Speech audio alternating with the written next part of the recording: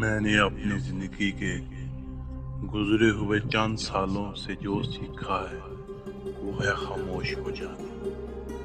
कोई दिल दुखाए खामोश हो जाओ, कोई आपके बारे में गलत बात करे खामोश हो जाओ, रोने का दिल चाहे खामोश हो जाओ, अजियत हदों को छूने लगे खामोश हो जाओ, माजी के दिन और रात के किसी भी पहर आपको रुलाएं खामोश हो जाओ, कोई आपको आपकी बर्दाश्त की आखिरी हद तक सताए तब भी खामोश हो जाओ।